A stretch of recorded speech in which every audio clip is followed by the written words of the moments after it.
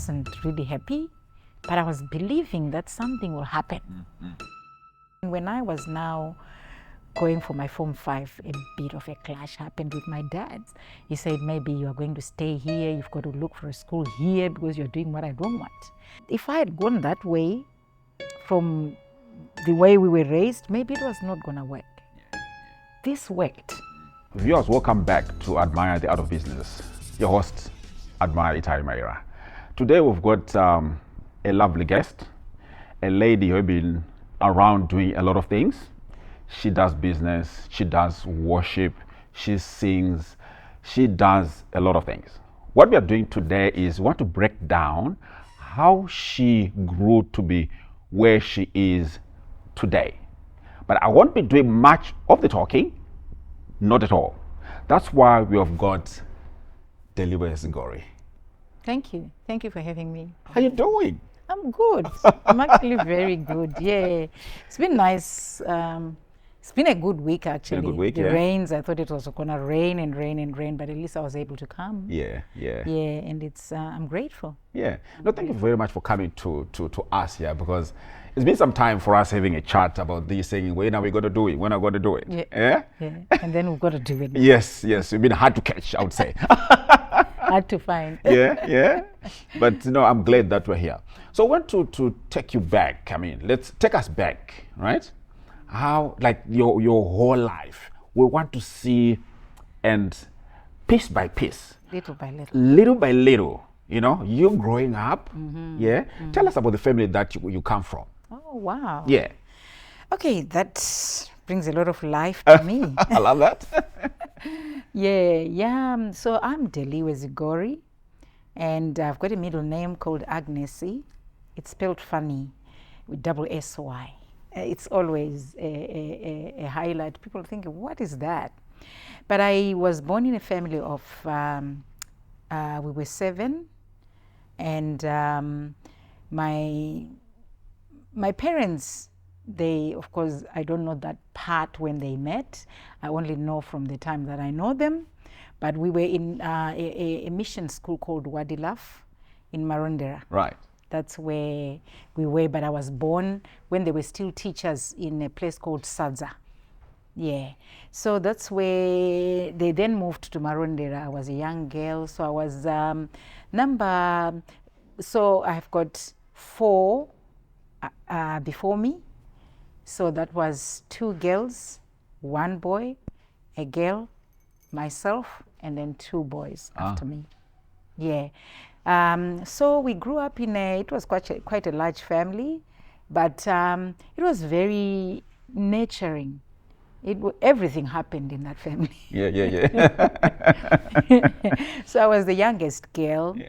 So my sisters and my mom and dad, they were working at a mission school. So we were living there. The house was not very big, but to me, that house was so humongous.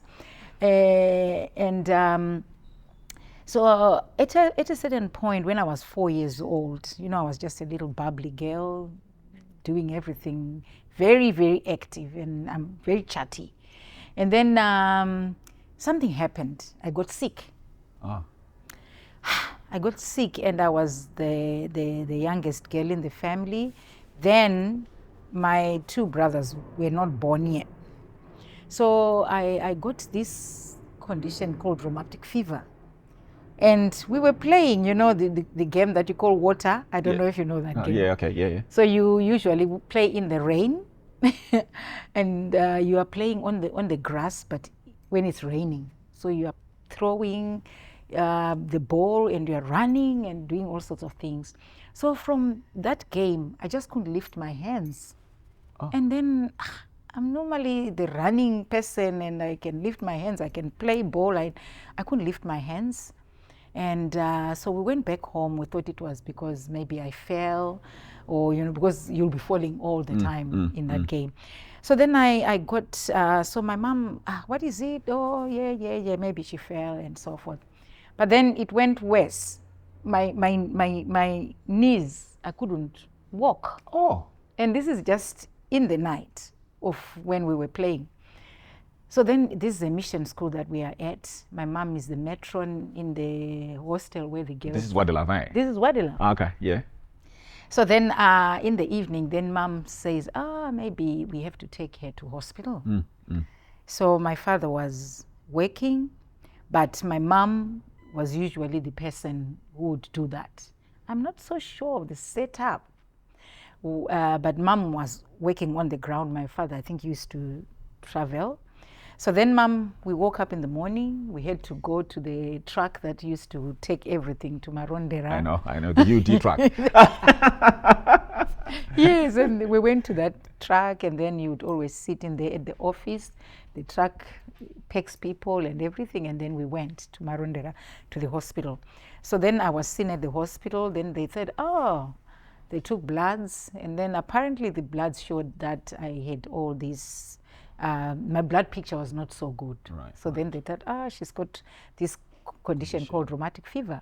So we have to keep her overnight so that we can give her medications and the like. So yes, I was left there. My mom went back home. And then, so treatment happened. And then coincidentally, we had an aunt, my father's cousin, who was working there. At the hospital? At that hospital. All right. As the matron. So she made sure things happened. So I was treated the following day. I was okay, jumping around, playing around. I was now the matron in the hospital.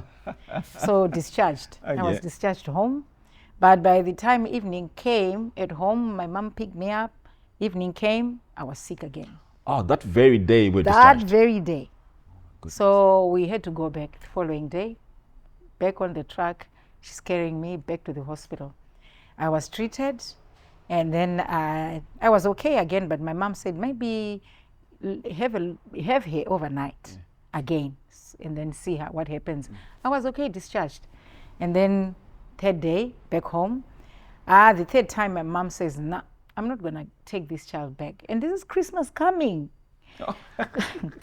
My mom said, I'm not going to take her back home. She's going to stay here. She said to my aunt, you're going to solve this problem. And I can only take D home when she's okay. So I was in hospital for some days now. They figured out what it was, and they put me on this injection that is called ultrasaline. So back then, yes, it was an injection that I have to have every month. So every month I grew up to be responsible. All sorts of funny things happened because I had to prepare a night before the day that I'm supposed to go. Every month I go for that injection. So you go to the hospital? To the hospital, to Marondera now. Okay. So it was a time that I had also the nurse who was living next to us. So we were friends with the kids. So one of the children also had the same condition. The nurse at Wadlaf. At Wadlaf. Yes. Okay. Yeah. That the mission school. The mission nurse, school. Yeah. So we used to travel together. Marondera, go for the treatments. They'll give you 25 cents for your pocket money. Pocket money. Where you can buy a bun and a drink. Yeah. So we walked there. So I did that for so many years, since I was in grade 3 to up to the time I was in grade 7. So then we moved to Mutare. So we moved to Mutare. So from Wadlaf, then that's when you went to Mutare? To Mutare, because my father then transferred. He was then, he got a job, he wasn't transferred, he got a job at Tilco. Okay. Yeah, and this was, I think they used to do, tea leaves. Tea leaves, okay, yes. Okay. So okay, in Marondera, was your father working at Wadlaf as well? He was working at Wadlaf as a boarding master. So your dad was the boarding master? Yes. Your mom was the matron? Was the matron in the girl, yes. Wow. I don't know how I missed that because, okay, I didn't know that part. No, it's quite special. Okay. It's special, yeah. Wow. So I also went to Wadlaf. Oh, did you? Yes, I did. Oh my God. So I know the setup. You know the setup. I know the setup. Yeah, okay. It was we grew up there. A lot of community that was very healthy. Yeah. We used to do things together, Christmas, everything we used to do together. We grew up together as a community. So then we moved to Mutare. Mutare, Yeah, so then my father was working there. So there was a little bit of a break for my treatments because when you get into a new place, who's the doctor? Where do we go? So I defaulted and then I got sick again. But then now my sister, my eldest sister, was now training as a medical doctor at the University of Zimbabwe. So she used to come home for holidays. And then, my sister then was a Christian, a very staunch Christian. She got born again and then she was doing her things, but we were not. Okay.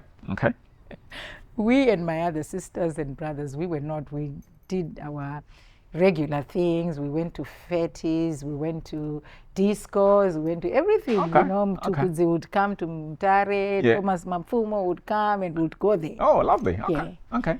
And then, so my sister did not think that was a good thing. So she came, but then she was told, as soon as she came, Mom says, Dee is not feeling well, so I think we need to go back on that treatment. To see if we can get back on the treatments and the like. But my sister said, okay, so we were going to do that. And then in the meantime, she prayed for me, actually. Because she was very strong in her beliefs in Christianity. So she prayed for me and I started feeling okay, feeling much better. But she was going to sort these things up, and then school started. And then, so I went to Dangamvura High School and then did a bit of Form 1 there, and then I went to Bonda. Okay.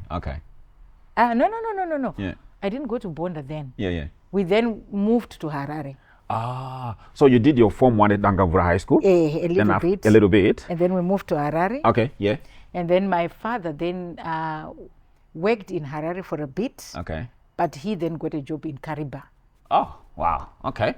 So I was left with my elder sister because she was training in Harare. Okay. So I was left there to stay with her, to live with her. So she became kind of my mom. All right. Because mom and dad and the younger ones, they went to Kariba. Well, so we'd always go there. Yeah. They get, the parenting. Yeah. Exactly. So we went, we would go there for holidays and everything. So we went. That's when I went to St. Peter's Kubatana. All right. For Form 1. And then, so then I was, getting to grow, but then my sister then shared her beliefs with us. She had a boyfriend who was also a pastor kind of thingy. Okay. So then they shared the gospel of salvation to me and my sister. Oh, we got it. And then we thought, maybe we should be part of this whole thing. So we started, learning from the Bible from that age is Form 1. Form 1, yeah. Yeah, and I started really getting involved in it. I started wanting to know more. I started wanting to be part of that community of people that do that, because I was mischievous. Yeah. So this was a better option for me to be a better person, to see and explore this other side of life. But then talk to me about that a disease that you had prior. Yeah. And she prayed for you and still in Mutare? Yes. Right? Yes. And did you end up going back on the treatment plan? No, I didn't. You did because not? That's when this other change happened. Okay, yeah. So we moved, before you know it, we were now in Harare. Already, okay. So this has not been done. No. This but is you're feeling, you forget about it actually. Yeah, I think I just grew. Yeah, okay. And my life went on. But Right. I never did things like sports. Okay. I never did things like swimming and running and everything. Yeah. Because the doctors had said maybe your heart is a bit weak. Yeah. So you can't really get into the things that are cardio-like. Yeah. So I was just a weakling like that. And so I never really got sick, but I never was the perfect, the good health person. Oh, fair enough. Yeah. So then when I was in Form 1, that's when I became really serious now about Christianity. Joined Scripture Union. Oh my goodness, that's another story. That's at St. Peter's? Yes, at Okay, St. cool. Peter's. Yeah. That was big. Then I was singing. That's when I started singing. I met one of our leaders who was there. He used to sing with me. He would always, he loved the way I sing. So we sang together a lot. And we shared a lot of things. We shared life. We did everything. And then, so I did all my Form 1 and Form 2 at St. Peter's Kubatana. And then I got a place to go to boarding school, to St. David's Bonda. Right. My sister, this eldest sister, had gone to Bonda That's Oh, where okay. she did a Form 1 to 6. Okay. And she was called there to go and do temporary teaching before she started medicine. Okay. So it was a bit easier to get a place there. Yeah, yeah. So I was admitted into the boarding school. And but then by then I was a very staunch directed Christian. Okay, before we get there, let's go back in terms of singing. You said when you were at St. Peter's, Kubatana, that's when you started singing. Yes. How did that start? I want to know that. I How used did you to know sing. that you can sing? Oh my goodness. We used to sing at home. Okay. So at least I knew I can sing. My father was a singer and my mom was I think they used to lead choirs actually. Right. Where Your parents? Yes. Okay. When they were still in Sadza. Okay, okay. Kwasadza. Kwasadza. So then, but then that's when I realized I can sing because I used to sing in the choir when we used to go to Methodist. But then when I then became St. Peter's, that's when I got exposed more. Because then you're not just singing in a choir, but you are singing like solo singing. You are also, I used to play the guitar. Oh, really? Yeah. Oh. Because then I was taught by, if you know the family singers. I know family singers, yes. The leader of the family singers Yeah. was actually a relative. Ah. So he taught me to play the guitar. Right. And I used to play and sing.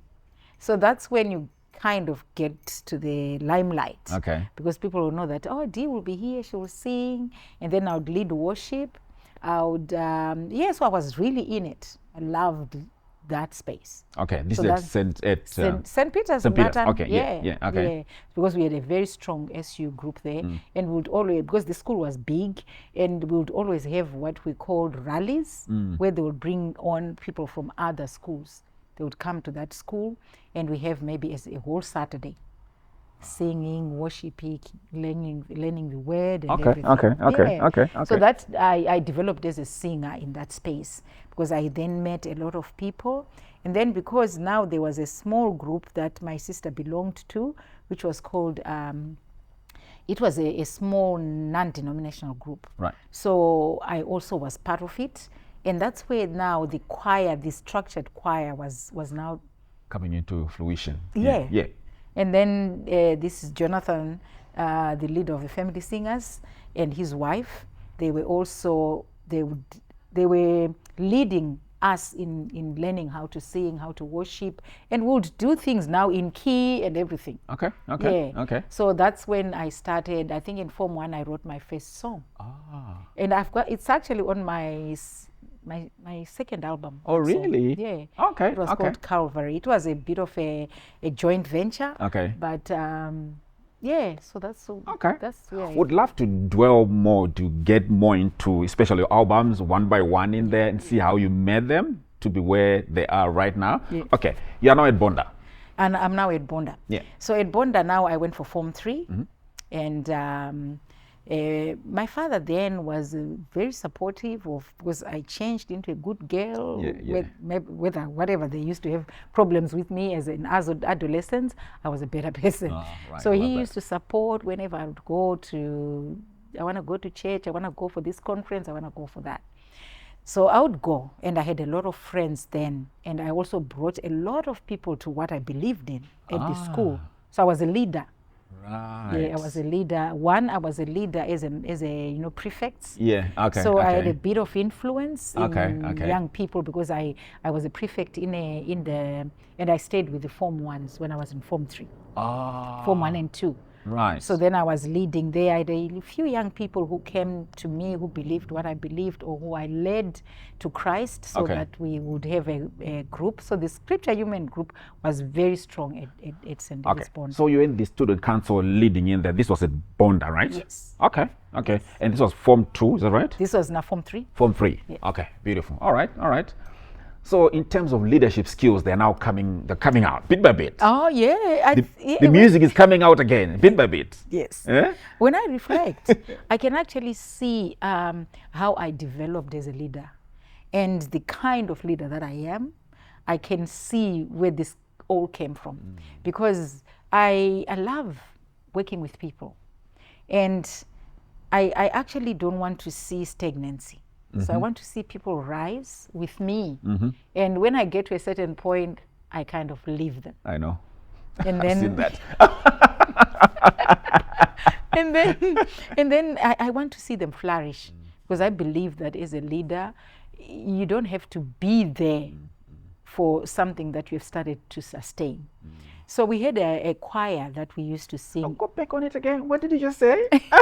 I love that. What did you say? You don't have to be there for something that you started to be sustained. That's a lovely leadership quality there. We love it. Yeah. It's great.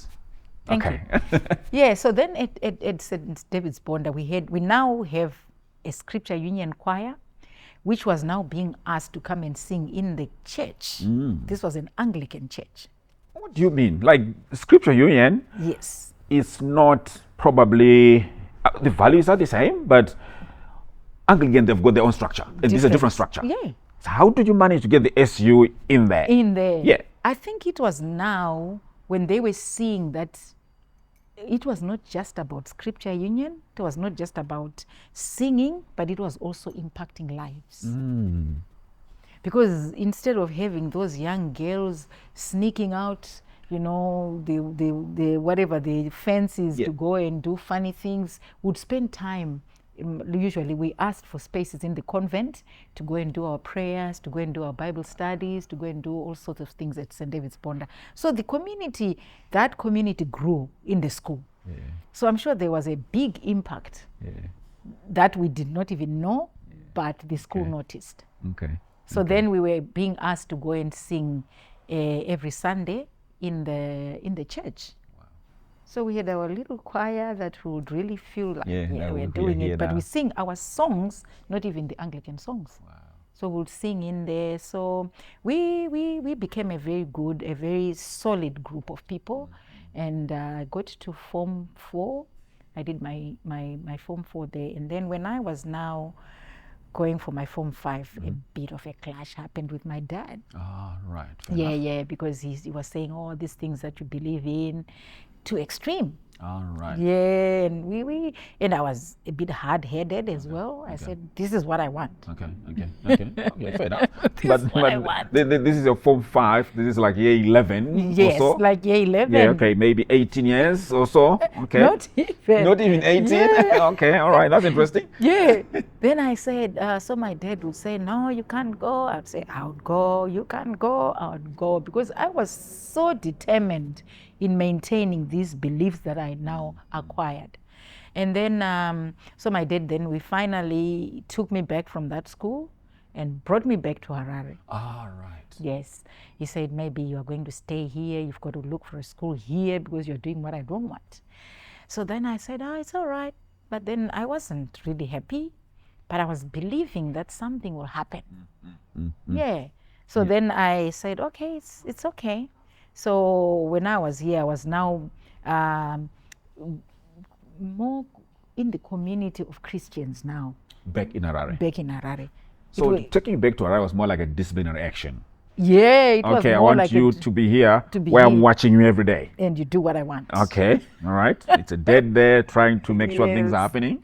Yeah. Yes, but then I left my school friends because this was now a big, they used to look up to me. They would call me Mother Teresa, all sorts of things. Wow. In Bonda? In Bonda. Right. And but then suddenly I'm just snatched away. Yeah, the school, I'm sure they were really looking up to me coming back, maybe being the head girl or being part of the bigger profile of leaders. And snatched away, I'm not there anymore. Wow. Yeah, so then I came back, I was just thinking, what should I do? What should I do? My brain would always be thinking. So I wanted to be, so I was thinking, I want to be an engineer. Okay. Or a lawyer. Right. Those were the two professions I was looking at. But then how do I do it? Yeah. I'm not actually doing my Form 5 now, which was going to lead me to So you were not doing it? No, I'm not doing it because I'm just come back and it's beginning of year. Yeah. But I'm looking at as if time is gone. Yeah. To me, time was gone. I have to do something. Okay, all right, I got you. Yeah. So then I was looking, I would always peruse through things. What should I do next? At least that my father will allow me to do around here. So then I think then God, that thing I still believe God led me into that. Okay. Because then I was looking through, my mom was looking for a job. I was also looking for something to do. And then I came across an invitation for people to apply for nursing. I've never thought of being a nurse. You want to be an engineer or a lawyer? That's me. Okay. But then I'm thinking, okay, this is the best opportunity to get my freedom back. I want to be free. I want to be who I am. Okay. So then I thought, okay, I'll do that. that's an opportunity. So I did apply. I did call because apparently my Form 4 results were still at Bonda. Okay. Because I didn't need them per se because I was just going back to the same school. Yeah. Okay. But then now I then need them because now I need to get into this setup. To do the application. Yeah, to do the They need the results and the certificates and stuff like that. But miraculously, when I went for an interview, Yep. they called. I don't know what happened, but they called me to say, okay, where do you live? I said I live in Southerton. We were living in Lokinva, which was in Southerton. Yeah, yeah. So they say, okay, can you go to Harare Hospital? They go tomorrow for an interview.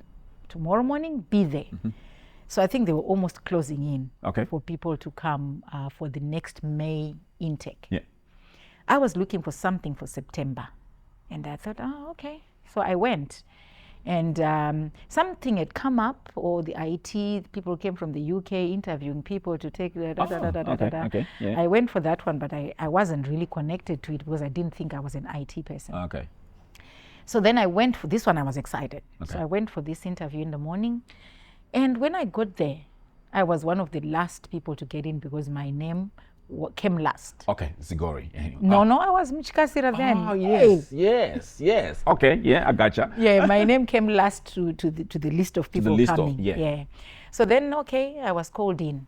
They interviewed me. I was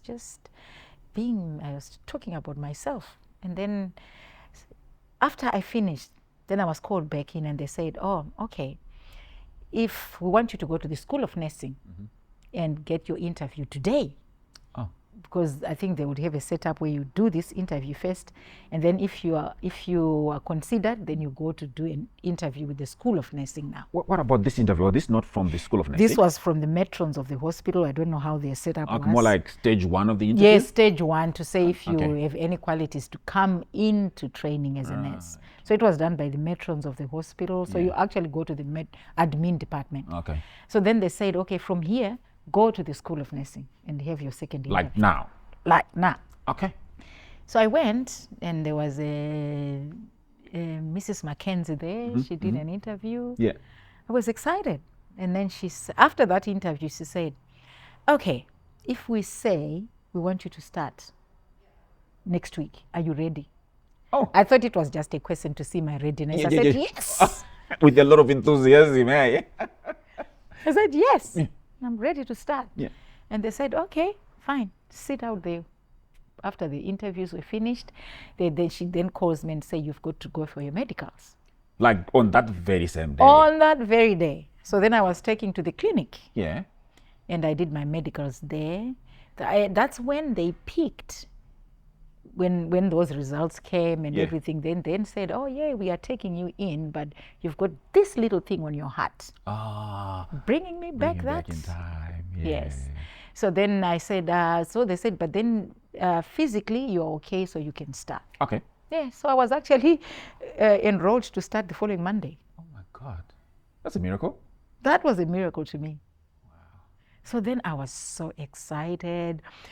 I called my sister, I called my friend. I had a friend who we were singing together now in Harare. In Harare. Yeah. So I called her. I said, you know what? This is what is happening. She was a nurse herself. Okay. So I said, this is what I got. Is it okay? He said, go for it. And then I called my brother-in-law, and then I called everyone. I called my father. Yeah. I didn't call my father. I called my mom. Okay. Then I went home. So when my dad came from work, then that was his surprise. He was so excited himself. He took me to Highfields.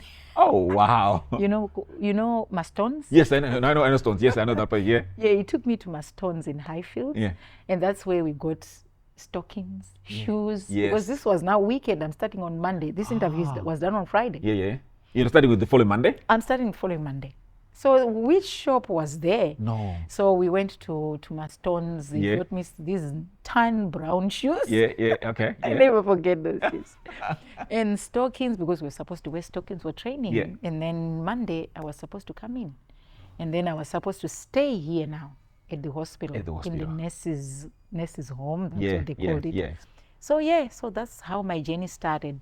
So I was now away from home, which means Again.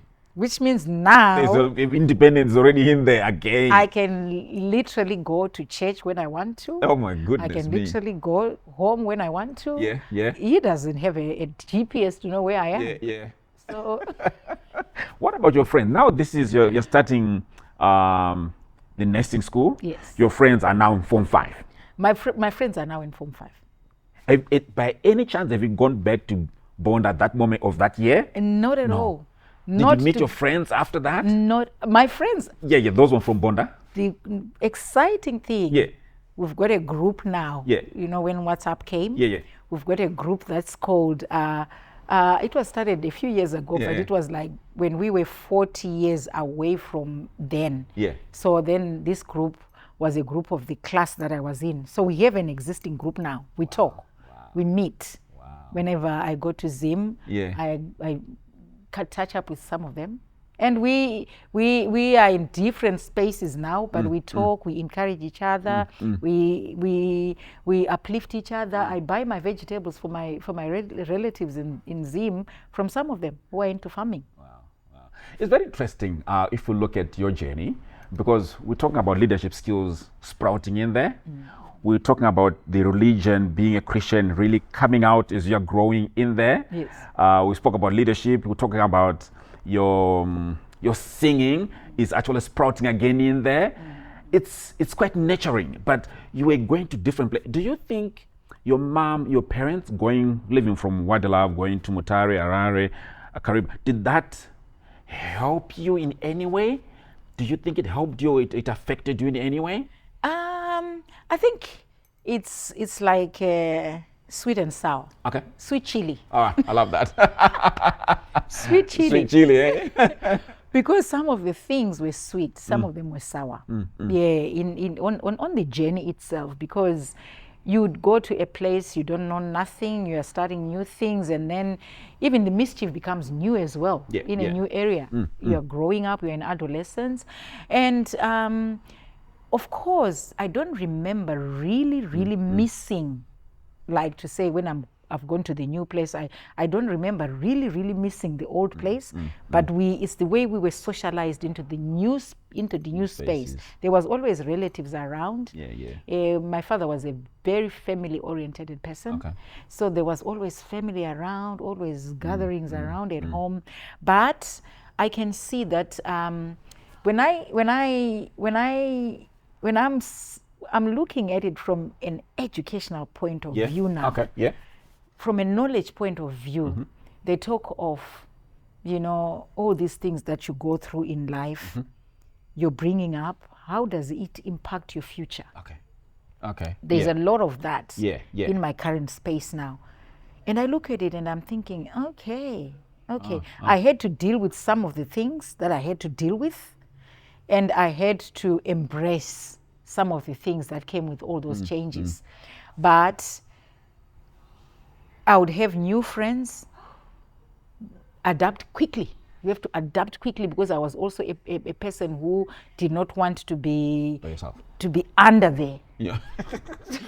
You wanted to have that leadership thing. Was always I always pushing wanted you to know what's somewhere. happening around me.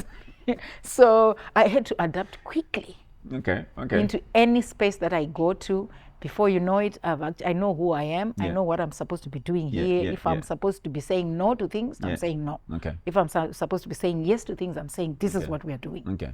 So that was the kind of person that I was. Okay. And so I embrace it, and I see that that if I had gone that way from the way we were raised, maybe it was not going to work. Yeah. Yeah. This worked. This was a bit hard, but this, like when I try to think about my experience with my father, he was an authoritarian. Yeah. Yeah. Yeah. And I'm thinking, oh, so that is what it was. Okay. But then we always thought that was parenting. So they're different. Now I'm learning there are different types of parenting. It's still parenting, but he had his own perspective, I think, from his growing up as well. So now so when I was now growing, I took some of the things from him, some of the things, my mom was a bit different, and some of the things from myself. Right. To say, okay, from parenting to be, for me, effective in this day, I need a bit of my father, Yeah. I need a bit of my mother, and I need a bit of D. Okay. I love that. I love that. I'll go back in terms of you going to different cities and different places. I'm a strong believer that I think it's good for children, I mean, for all of us when they develop. Because number one, you're going to increase your social skills. Yes. You're going to increase your interpersonal skills. Yes. Like what you said, you get in there, quickly you need to learn who is here. Yeah. Who is who? Where am I at? What do I do? What do I do? You know? And that helps in terms of adapting to different situations Yes. as you grow up. Yes. I think it's also the same concept whereby people encourage a lot of traveling. You go around places, different places. Yeah, you're a different person. Yeah. Perspectives change. Yeah. Absolutely. Yeah, I think so too, because when I was in, if I had grown in Wadilaf, you know Wadilaf. Yeah, I know Wadilaf, If all my life had been Wadilaf. Yeah. It's a lovely place. It's a lovely place, but it's got its own time. Absolutely. So I don't know what type of a person I would be today. Maybe I would be something different.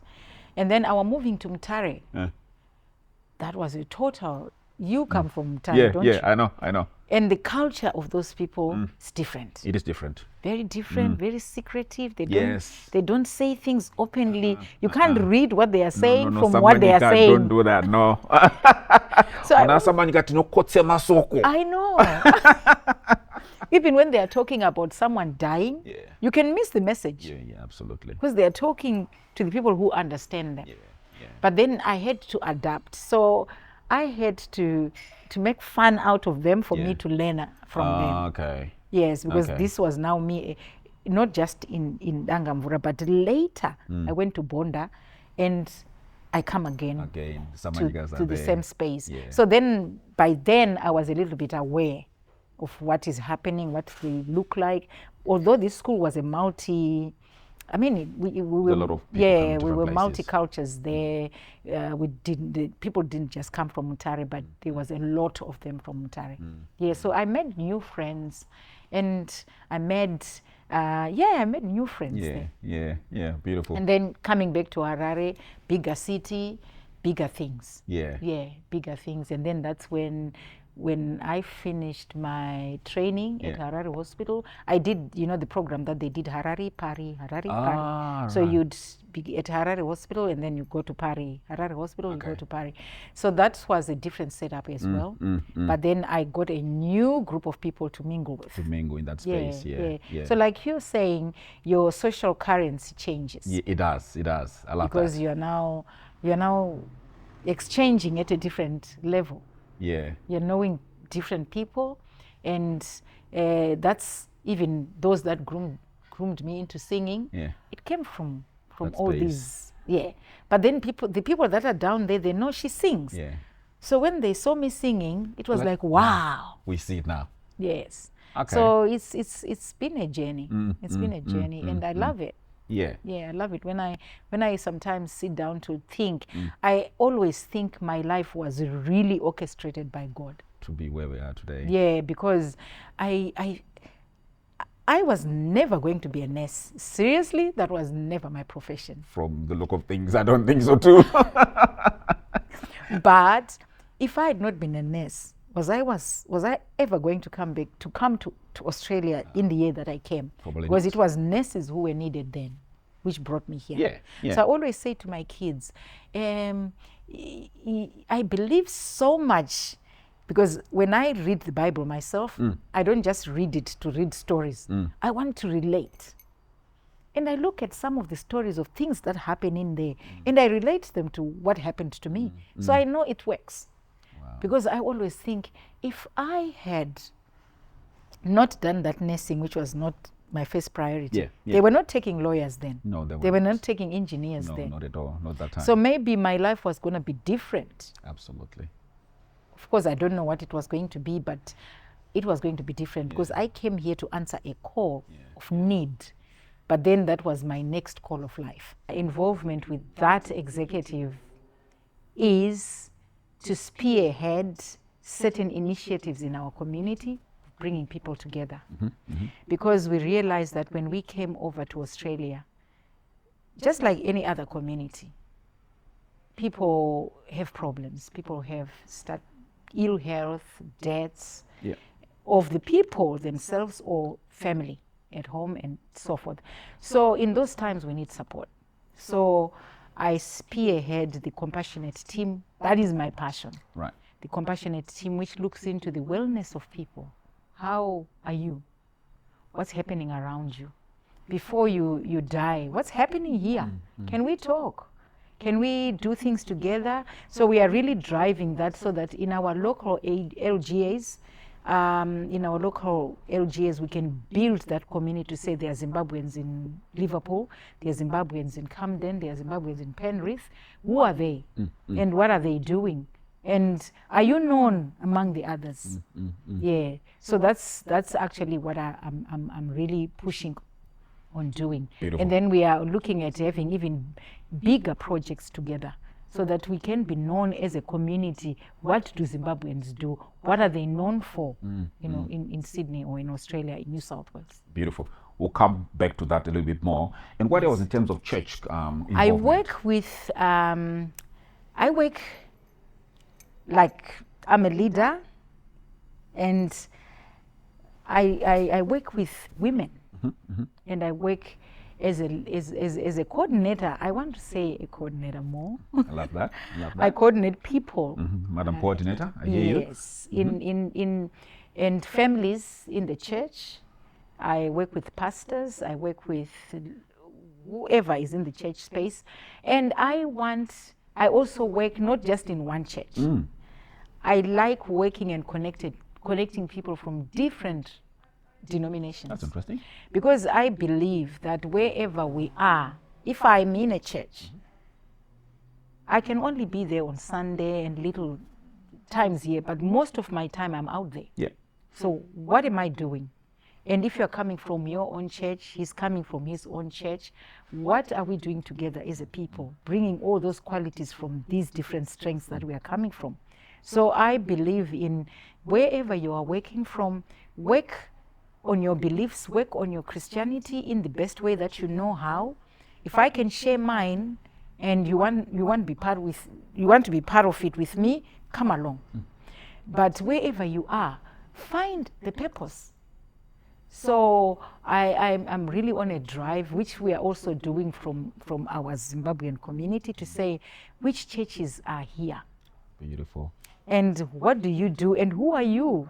So when we have, for example, a funeral, we don't just say this person used to go to this church and then that church is going to carry the whole load. We try and say, okay, all the churches, because we belong to different churches. So let's come together. Let's see what we can do together so that we can help this family, so that we can console this family together. So there we can then build a good social group. Yeah. Interconnectedness and stuff like that. Okay. Yes. All right, yes. beautiful. So that's, I do that. So I also belong to a group called Precious Stones. It's an interdenominational group of women. Right. And it looks at the value of the woman, understanding who I am from inside. Understanding, so the mission, the vision says, we believe that inside every woman and girl lies a precious stone. So if you know a precious stone, you know how precious it is. Yeah. You know precious stones are not, you can't pick them from anywhere. No. So this is actually a belief that we want every woman from everywhere to believe and hear. Because you don't have to be in a church to know your value. You don't have to be in a certain society to know your value. If you know your value in your own room, at home, it actually guides the things that you do out there. You see the world in a different way. and then you perform differently. Wow. Because I know who I am. I don't have to have my value, because for women that are married, and this is not for married women only, or for single women only, or for young people only. Yeah. It's for everyone. Everyone. Everyone who calls themselves a woman, there's a spot for you. I love that. Because as a young person, we want you to grow with value, to know who you are. You don't just connect yourself with anyone and everyone. No. Because now we are having problems of people who connect themselves with the wrong company.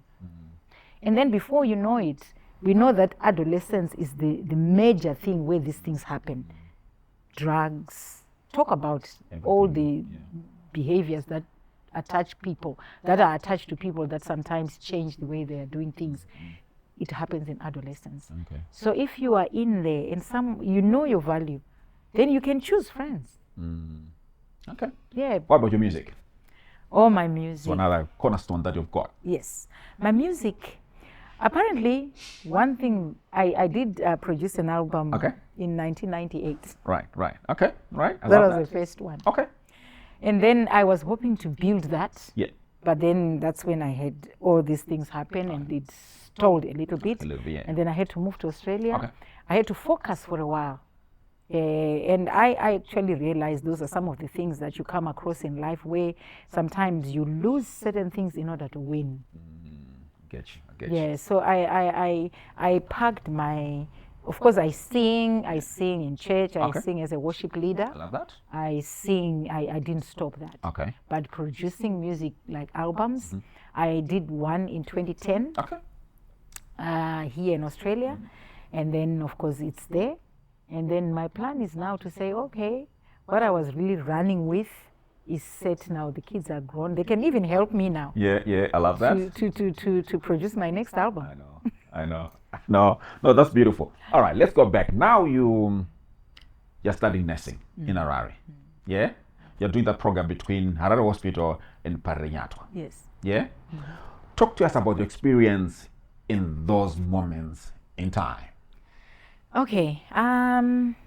It was quite a revealing time of my life, because I got to know a lot more about people, because when people are sick, you tend to see the real person. Unlike when we are out there doing our day-to-day lives, we flash, we do all sorts of things. But when people are sick, they are vulnerable.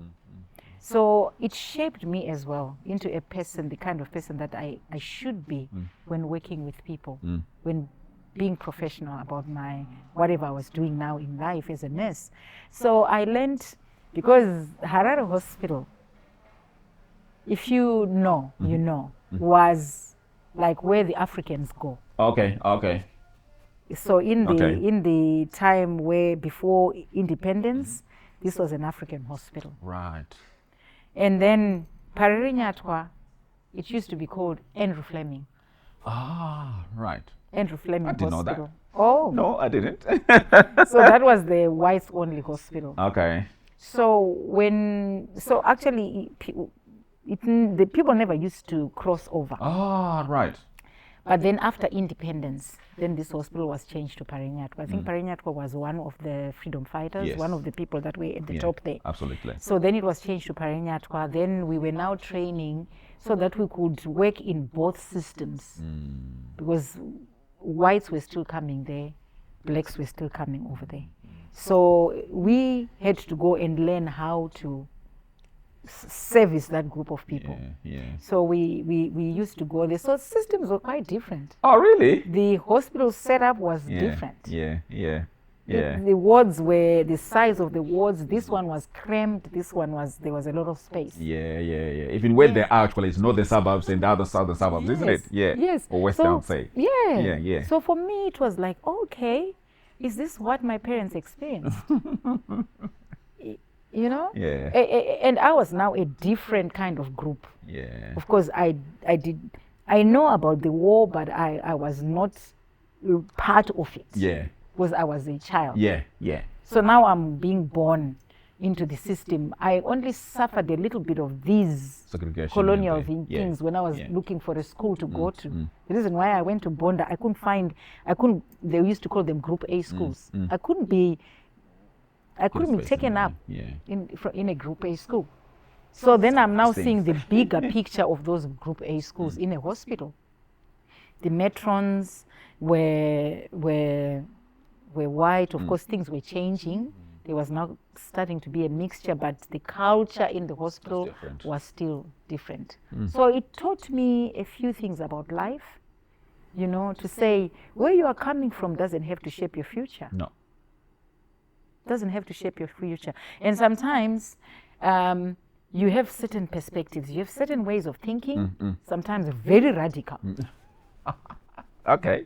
Yeah. All right. Okay. Very radical, because if you come across someone who is looking down upon you because you are black, it wasn't nice at all. So we responded Accordingly. And many times, of course, it got us into trouble because our matrons were different, the way they saw things were different. I would be responding emotionally.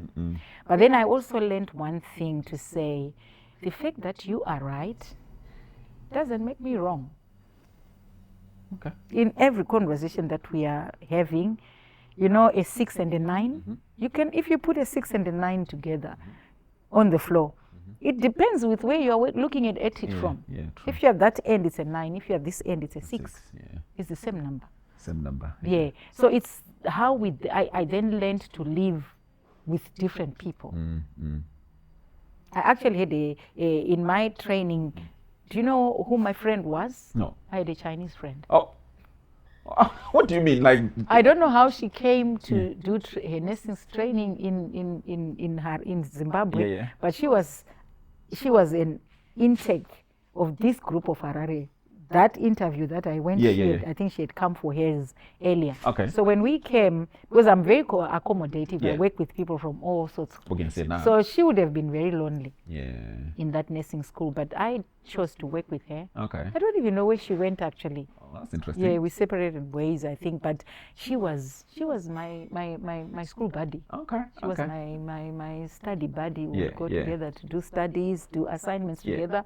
So it taught me a different way of looking at things. You don't have to be angry because my parents suffered that. I don't have to take it upon myself. No. It's how I look at things now. No. Of course, I will not be trodden upon. No. Yeah. Okay. So it was a different system. Different system, yeah, absolutely. Yeah. And the luxury that was at the other one was you could find everything. All the resources were there. At Harare Hospital? No. At Pararinya Hospital? At Harare, we learned a lot of what we call improvisation. Okay. Yeah, because there was limited resources. It was so not well Yeah. resourced. Okay. Yeah. That's not too good. But anyway, that's all right. So after you finished up your training, where did you start working? Okay. Yeah. I finished my training and then I worked at Chitungwiza Hospital. Oh, right. That's news to me. That's where I was placed. Okay. Because we used to fill in some selection, whatever. Where do you want to go and work? I wanted to work in Harare. Because then I now had a boyfriend. Right. Yes. So I wanted to stay local. Okay, fair enough. So, fortunately, miraculously, I was placed in Harare, but in Chitungwiza. Okay. So Chitungwiza was like a satellite, but it was a new hospital. Okay. So that was the advantage as well. It was only 3-ward hospital and then maternity. Okay. So it was medical ward, children's ward, and surgical ward. Oh, okay. And of course the ED, small, we didn't call it ED. We called it casual. Casual. Casualty. Yeah. Casualty. Yeah, I remember. So so that's where I worked as my first job. Okay. So I worked there. I really loved it. It was a small hospital, a lot of learning, a lot of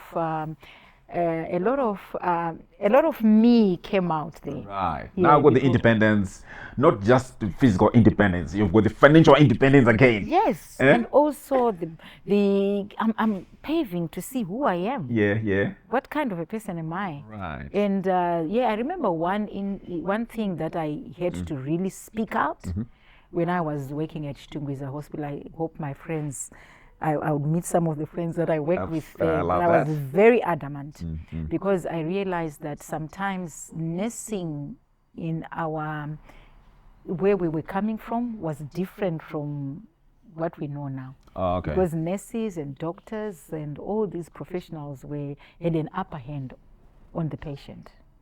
Okay, all right, I get you. Yeah. Yeah. Okay. So if you go to a clinic, it will always be Banambuya, the nurses who are telling you off or who are telling you what to do. It was a telling. It was not a conversation. Educative. Yes. Okay. So I was in that ward. And then we admitted a patient. And then, because you know, when you're in hospital, you had to have hospital gowns and everything. And then, so this lady was admitted, and then she wanted her to use her 90s in hospital. And then the nurses were saying, no, you can't. And I said, why can't she? Why can't she? Yeah. Okay. If you can explain that to me, Yeah. then I'm sure I can take it on board. Otherwise, I'll be the one who's going to help her to wear her 90s and give her the permission. They did not have any reason. But then I could see it was just a stereotype. Because when someone is in here, we are in charge. I've got to say what they have to do. But then I said to them, you know what, my friends, I understand where you're coming from. But imagine this person could be a manager in Stanbic Bank or Barclays Bank. And she knows her, she's got her space, she knows what she wants and what she doesn't want. And then she comes here, she wants to carry that freedom. Why do you want to take it away from her? Okay. Interesting. Okay. Yeah. So then I actually realized, I put myself in her shoes. If I had been admitted in any other hospital, would I want to be told what to wear, or I can choose? So I said, let's leave the freedom for some of these patients. If they can choose, let them choose. Okay. And I saw that it changed the dynamics a little bit. Okay. Yeah, in the way we dealt with people, and I loved that. Because sometimes we are stuck to things that we've always known to be, but you can't even validate why you are doing what you're doing. Yeah, so I worked at Chitungwiza Hospital, and then I had to leave Chitungwiza because when I was now expecting, I got married in that process. And then when I was expecting my first child, I had high blood pressure. Okay. My legs would swell like, I don't know. So my health was like, so the traveling, so because we did not have a car, we were very basic people. Okay, So fair my husband would actually, when we were still dating, he would come and wait by the gate. At the hospital? When I finished romantic. work, we go to the combis together, we get on the bus or whatever, take me home. And then when I got married, we still did not have our own car, so I was working there. I was no longer as vibrant and as energetic, so I had to leave because the doctor was continuously saying, I think you're putting yourself at risk. Yeah, so then I had to leave. But then my sister is a medical doctor, so she had a surgery. Huh? She had her own practice. Okay, yes. So then that's where I came to work. Ah, right. That's how the transition happened, right? Yes. Okay, I got you. Okay. So this was in Harare? This was in Harare. Ah, okay. So then she said, I understand what the doctor says. So you can come and work be here. Doing whatever. We can do things together here. Okay. So that's how I started working. What a with partnership. Doctor. Yeah. What a partnership. It's Dr. Taunashe. Yeah. You stayed at some point with her? Yes. When you were growing up? Yeah. But now you're working together? We're working together. Ah, right. Yeah. So we worked together. She really mentored me into life. Okay. She really mentored me into life because this was not just now life as to profession. It's now, how do you even manage yourself? Yeah. How do you manage your home? How do you manage work balance, family? Family balance, Yeah, she taught me a lot about getting into the home. What sort of things do you look at? Yeah, because it's you are now living with somebody's child. Yeah. Which is your husband, Yeah, who you never grew up with. Somebody's child, I love that. Yes, Yeah. you got a point. Yeah. It's not your brother, it's not your sister. Yeah, yeah. So how do you handle that relationship? Yeah. Yeah. So it was a lot of learning for me as well because, you know, when you are a young girl, all you're looking at is, I'm going to get married. Yeah. I love it. My gown, my Yeah, everything. yeah. But it's now, okay, let's put that aside. Let's journey. Yeah. What tools do you need? Do you need for you? Yeah, so she gave me a toolbox. Okay, that's lovely. I could say that. Okay. She gave me a toolbox, and because I could, when I have problems, she was one person I could come and say, I have a challenge here. When I needed recipes to cook, she would give me those. She even taught me, you know, using my hands. Okay. So I knit. Oh, I'm a very good knitter. wow. Yeah. Can you just use do my hands. one juicy for me? I'll try. Thank you. I'll try. So yeah, she taught me that. So she taught me those basic things. I actually did not know how to do it because I used to do it differently and in my own way. She taught me until we used to have competitions with ladies when I grew up, and I used to win those competitions from that training. Interesting. Yeah, I used to do a lot of cross stitching. I've got Okay. a lot of resources in that space. I love that. All right. So now you are now working at the GP practice. Yes. The family is growing in there. Yes. What other things were you doing professionally as you start to get in there? Any businesses or? Okay. Yeah. So as I was in there, of course, having my first child, I've always been creative. So I used to knit and sell. Okay. I actually used to knit and sell. I would look for tourists, the people that would come. All right. I would sell those cardigans expensive. Oh, wow. Yes. Okay. Because when I'm selling to my own people, it was like, yeah, but I would look for that. Market? Yeah, market. Okay. Yeah. And then I then, at some point, I was thinking, I want to do something that is called me. Yes. Because then, along the way, my in-laws, my father-in-law died. But my father-in-law belonged to the Rixi Corporation. Oh, Rixi Corporation, the taxi business? Taxis, yes. Right. So he belonged to the Rixi Corporation, but my husband then was actually a mechanic in the church. So, but then he had to go and take care of this business because it was the one that was taking care of the family and mom. So then when his dad died, he had to take it up. Okay. So when he started, the father had only, the R4. Are they Renault 4? The Renault 4, the one that you go like that. This little thing to drive. Yes, I know those ones. So that was the taxi that he Okay, had. So okay. when he then came on board, he was a very creative person. Okay. Then he said, okay, we're going to grow the business. Okay. So then maybe we'll talk about it later. That space. But then that's what we did, and then out of that we bought, which is a story on its own. Yeah. We bought combis. Right. What did we call commuter omning buses. Commuter, okay, That was the name then because the business was only sprouting in Zimbabwe. Okay. So then Transport business. Yes. Okay. Yes. Yeah. My vision was very big. Okay. Very big. Okay, I love I that. wanted to I was dreaming of having, this state haulage. Yeah. Okay. Yes, that was my vision. Yeah. Okay. But we started by the combis. The combi, yeah. Yes, so that was called the DZ transport. Diesel transport. And you say it was called diesel transport. Yeah. Yes. And when you got married, you were Dheliwe Zigori. Yes. And now that time. Dheliwe Zigori. So that's where the name came from. That's where the DZ came from. And it's quite interesting. As I remember at some point in time, what was the punchline in there for the combis? Was you going to Zaraseko, right? Which was DZ again, yeah? Yes, we're going to Zaraseko, which was DZ again. So, what was it? DZ for DZ or something? I remember these guys were saying, I was speaking to one of your children, and she told me that you used to call it hand of DZ, DZ transport. Exactly. And the diesel Diesel transport. transport. You can't miss it. You can't miss your destination. Very interesting. Okay. So Yeah. how big was the fleet? Actually, we bought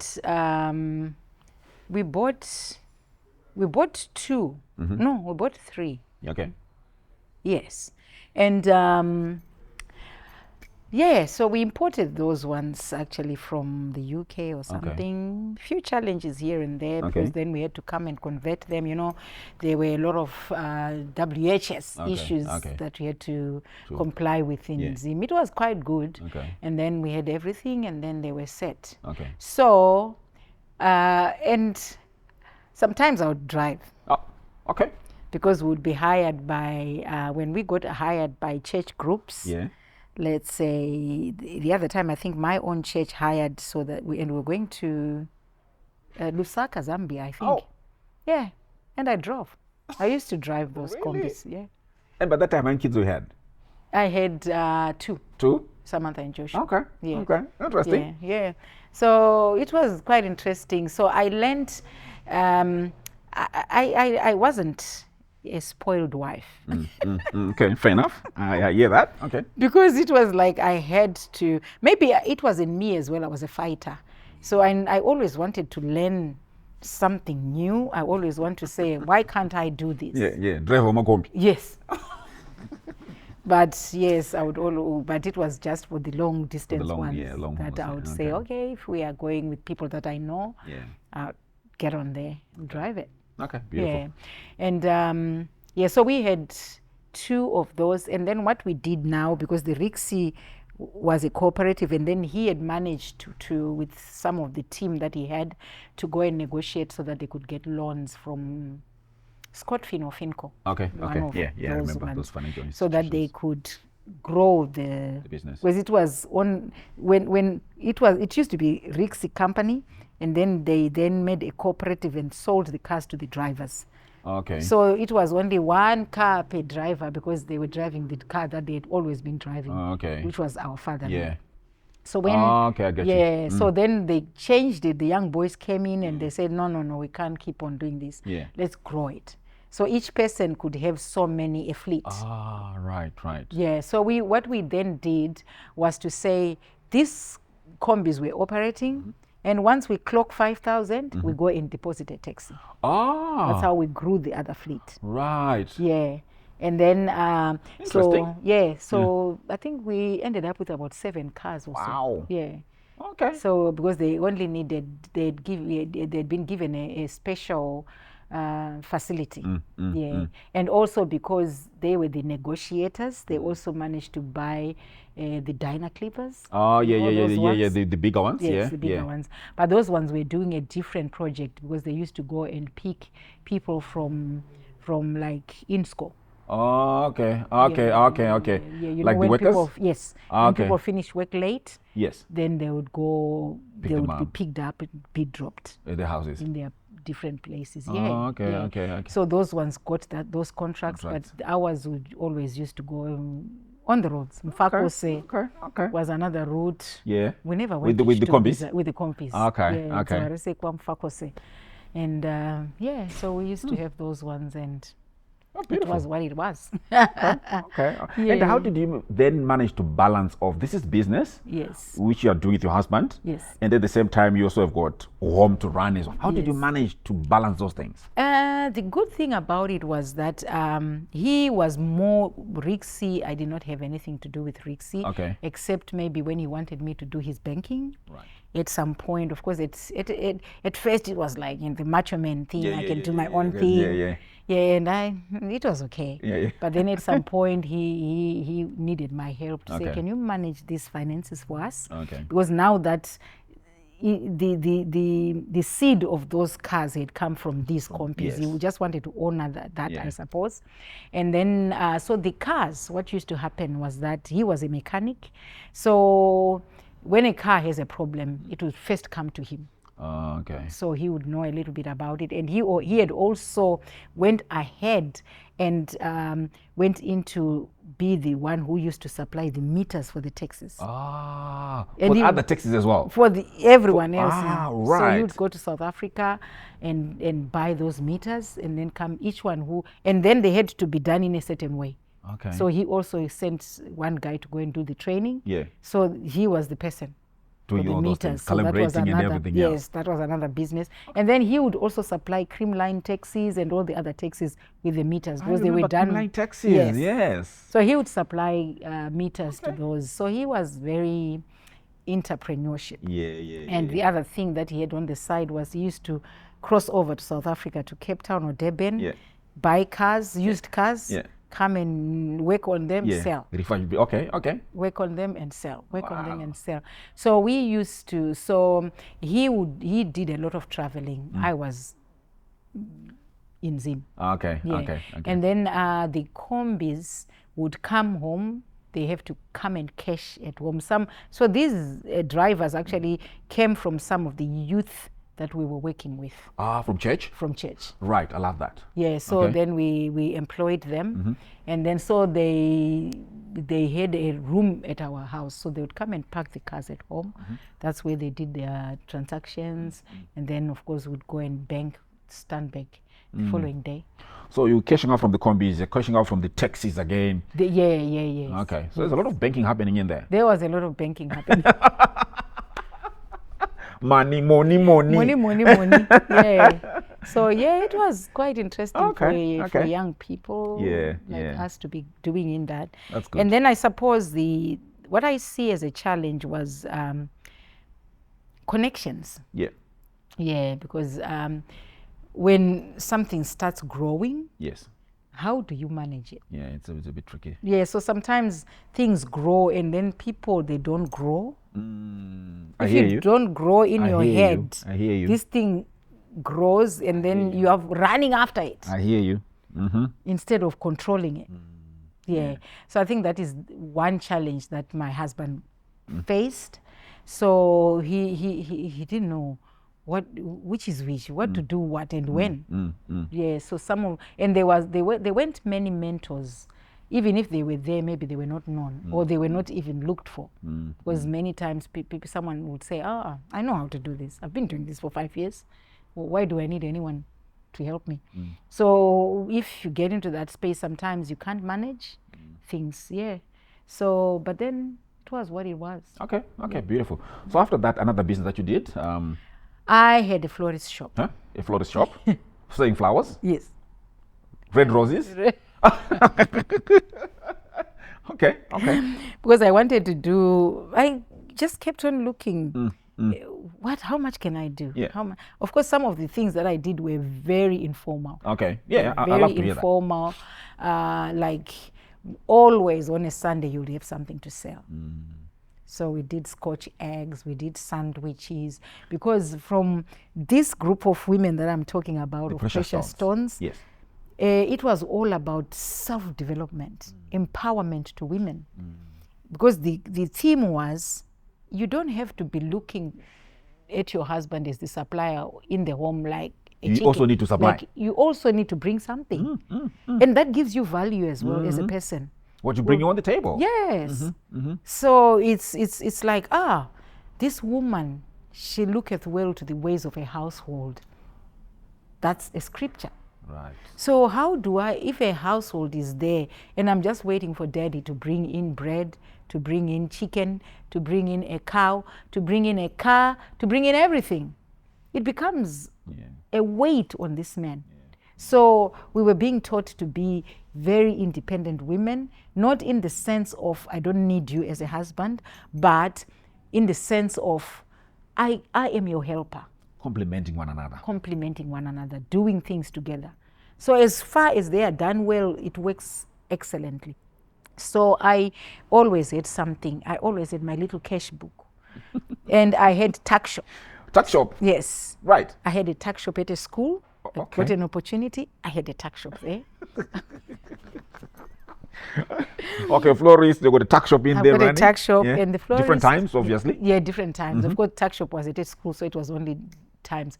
And then this florist, I had to come team up with my sister's daughter. Yes. Yeah, because some of the funding came from that end. Okay. So she was my partner. All right. But I was the one on the ground. So you'd have to know when to get flowers from Floribunda, and then get a florist to come and do the bouquets, get people to come and order. If it's Valentine, we don't sleep. No, not at all. Not at all. On Sunday, I would come from church, yes, do all sorts of things, and then go and collect my flowers. I know flowers, we used to collect them on Saturday, put them in buckets of water.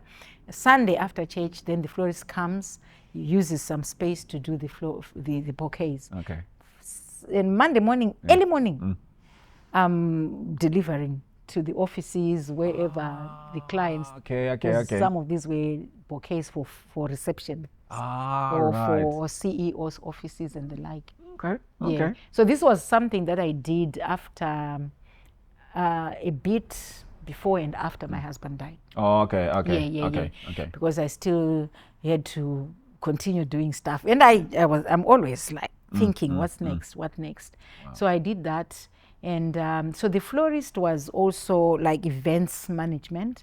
So I would do weddings. Okay. Yeah, so I had a few friends, a few ladies that would hire me who knew about how much I can do, because I love deco. I do a lot of decorations. And so we used to do that. We used to learn that and then do it. Yeah. So a few friends would want to come and do their weddings in Zim. They'd contact me, I'll do the groundwork and do the weddings. Okay. Yeah. Beautiful. All right. So this is it in terms of businesses in Zimbabwe. Yeah. Right? Yes. Then you just spoke about your husband died, right? But that time, how many kids you had? Now I had 4. You have 4 kids? Yes. Okay. Because the last one, he died when she was 1 year and some few months. Okay. Yeah. How did you cope with that situation? Yeah, that situation, Itai, was, it's one area that I really want to talk about. Because you belong to a community, and your husband dies. And what actually happened, what I realized is that sometimes before death, physical death comes, there's a lot of death that can come around you. And many times we don't notice. A lot of things can actually lose life around you because the enemy, I suppose, is getting in. Yeah. So as a Christian, as a strong believer, when I got to realize that, I said, oh, okay. Because the first thing that happened to me was a tragedy, because I was studying at the University of Zimbabwe. Right. So I would go for night classes. When I was there one day, there was a riot. And then they toppled my car and bent it. Oh. I'm upstairs in a lesson. Then, But something in me was very uncomfortable. I'm in a lesson and I'm just uncomfortable. And I just say to the teacher, to the lecturer, excuse me.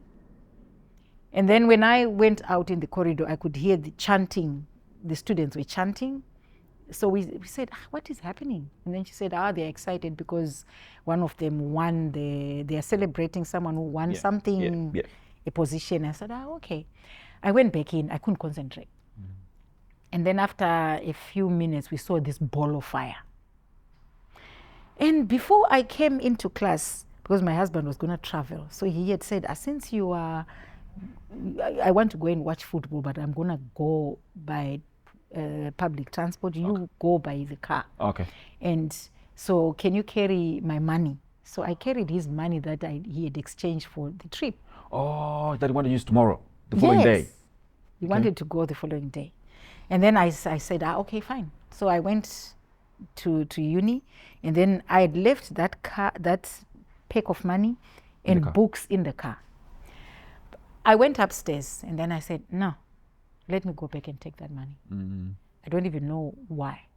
Because normally I would have just taken my small bag with the books that I needed for the subject that I was doing. But I went down and carried this whole bag and a whole bag of money. Yeah. And I went upstairs and I just put it there. And then this thing happened. So the car was burnt to ashes. So when we came down now... Was the insurance for the car?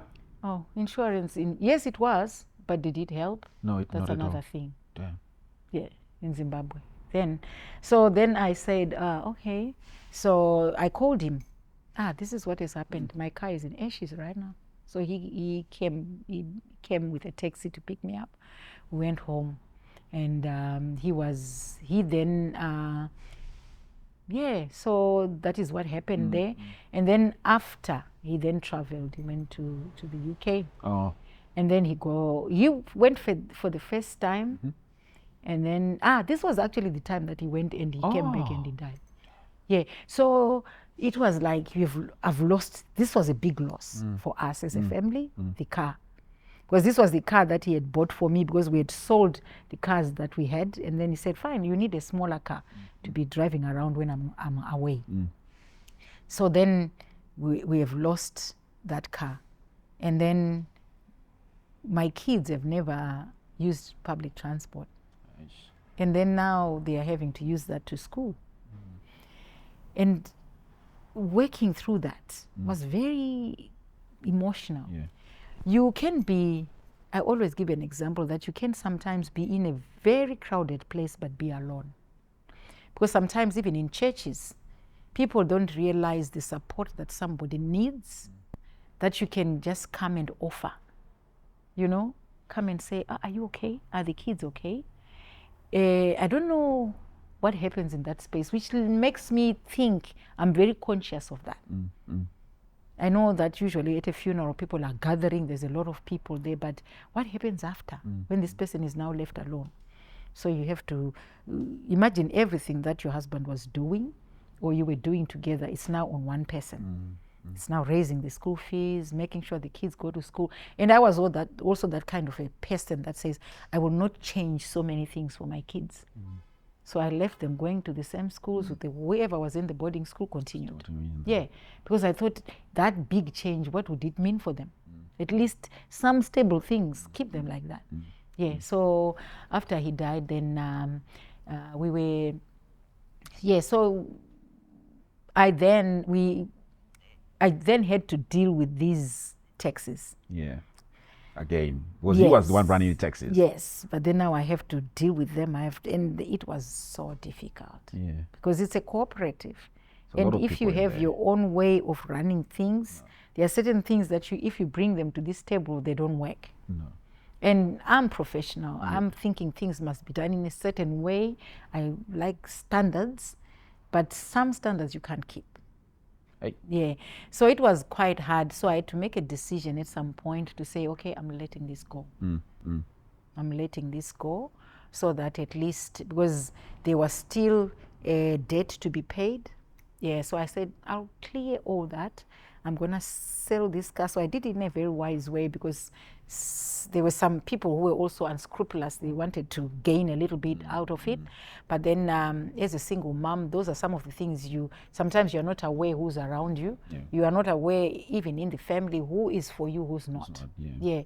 So you just have to be there and be the most stable thing for your children. For the children. Yeah, because everything else is like sand, you know.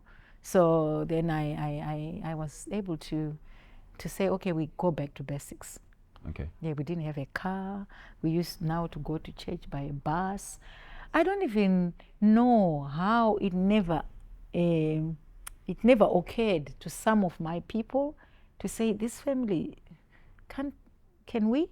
Or maybe it's not possible. I don't know. So is that what inspired you to have a counseling service? Yes. What's the name of your counseling business? It's called Dawn Today. Right. Like the night time always comes, but there's always a morning. Wow. There's always a morning, regardless of how thick the night is. What kind of service do you offer in there? So my first usually it's change management. Why change management? Because most of the circumstances that we come across in life, it's a change. And it needs to be managed. So be it a marriage, it's a change. Be it a relationship, just a relationship, so we do relationship counseling. Anyone who identifies that it's a change they need to manage, they can come. But bereavement is a big thing for me. because I know that sometimes, especially with our culture, sometimes people die, and the people, you are the wife, but you've got to die as well. Or you are the husband, you've got to die as well because you've been bereaved. But it's not so. The fact that you didn't die together, those that must die together, they will die together. But if you're still alive, there's a purpose. So it's now bringing that to say it's something that has happened to you, but you can step out and move and start doing other things.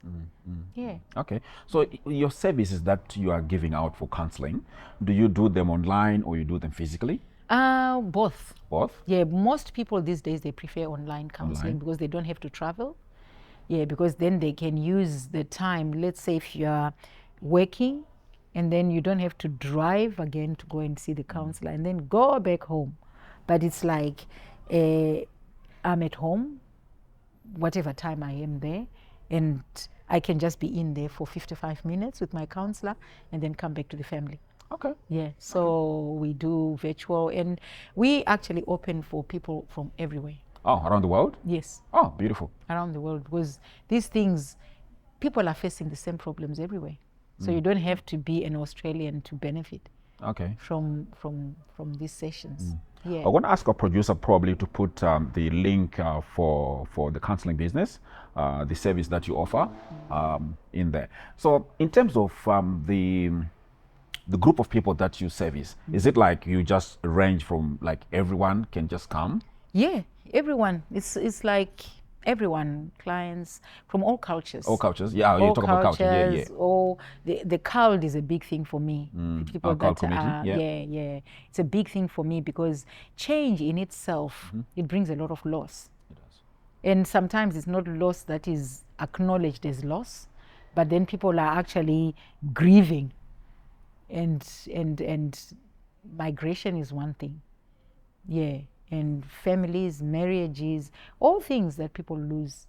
Sometimes if you just try to head on and jump into other things, those other problems that you had, they'll still face up. They'll come. They'll still come. Yeah, and raise their heads up when you think you're comfortable. Yeah. How do you marry your counseling services with things like your beliefs in Christianity and the music, and how do you bring those things together? It helps me a lot because some of my clients, because some people, they want a counselor who understands them, who believes what they believe. So very often Christians come for counseling, and it's easier when we talk to them in their space. And then everyone else is also on board as a counselor. As a counselor, I see anyone and everyone from everywhere. But marrying those things, my values, is what actually drives me because I want to see people thrive. So you find that most of my modalities, I use solution-focused approach to counseling. Because when you're looking at some solutions that you can work out yourself, we are helping you to come out with those solutions. To say, what do you think? Okay, let's look at your journey. Let's look at the narrative here. This is where you are at. This is where you came from. But you want to go there. How can we help? So we talk about that. The client brings all those things and then we talk about them. So I'm using most of me because what I believe is not just the Bible in papers. I believe in a living word. So when I'm talking to you about how is your relationship with your daughter or with your son, I'm actually talking about life. It's not just what the Bible says. We want to merge the two so that it becomes a reality.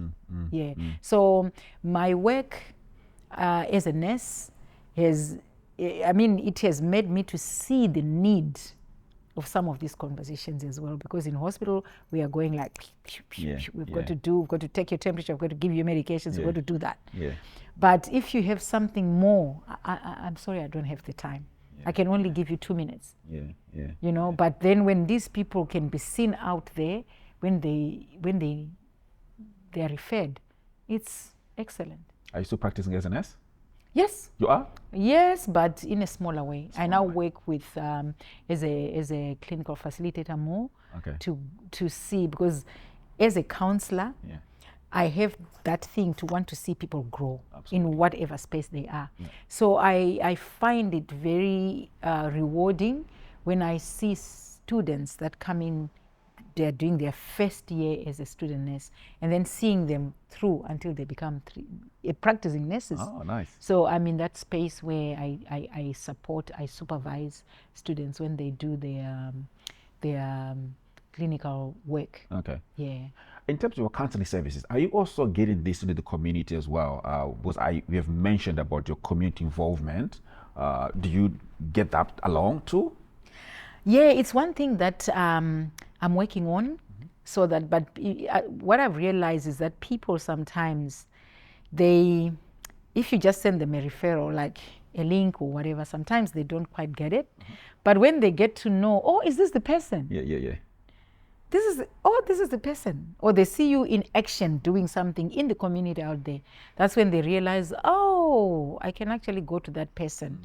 Because sometimes people read you and they read the wrong thing. Okay. Because we give different vibes all the time. Okay, all right. No, okay, that's quite interesting. What about your counseling services? We talked about that linking up with the students, the community, the leadership, being some of your cornerstones from our discussion as we are growing. What about the pressure stones and counseling services? How do you link up the two? Oh, yeah. The Precious Stones and counseling services. Precious Stones is, I can say it's a life vocation for me. Okay. So it's like, now it's more online, it's more international, it's more impacting people one person at a time. So even when I look at people that come to me, when I see those women walk into my counseling space, I see sometimes they really are feeling like on the ground, they're on the floor, they're in a ditch. But I see a great person in them. Bigger things. Yeah. So giving them that hope that you're actually not dead. So there's hope, there's sunshine out there. So that precious stone in me emerges. And I say, wow, even if they come there and just talk, I might not say much, but seeing me, I want that to have an impact on them. Okay. Seeing the way I respond to them, the way I give them time to talk, the way I give them an ear, active listening. I want that to speak to them even without me saying a word. And I see that works a lot with people, because also as Precious Stones, this is a Bible-believing community. And sometimes there are also problems in that community, because sometimes they don't come to the surface to say, I have a problem. Yeah. It's just, I think the way Christians were brought up, you have to be strong, things have to happen, just like men were brought up. Yeah. You were told you must never cry. I know. I know. So when you come across a problem, you can't cry. No. And yet, seriously, that's not being we all have tears. Yeah, we all have tears, and tears are actually healing. So when you come to that space where you can face it and say, I have to cry here, I'm vulnerable, I'm weak in this moment. It doesn't mean you are weak all your life, but you rise up from there and do the next step. So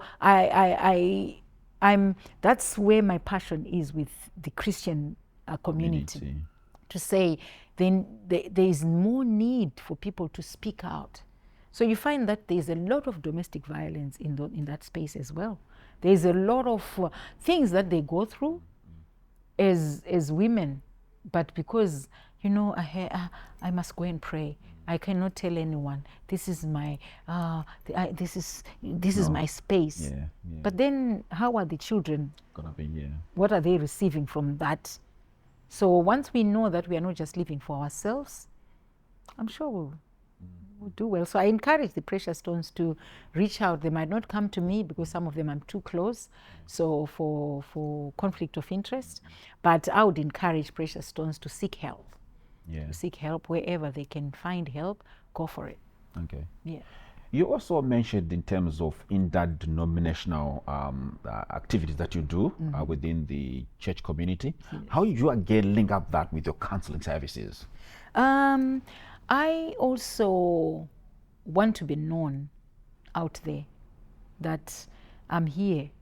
And when we are doing what we are doing out there, because there's also something that affects mainly the cowled people, because the thing of confidentiality and privacy, it can be very touchy because people don't know, are you going to be quiet about what I've told you?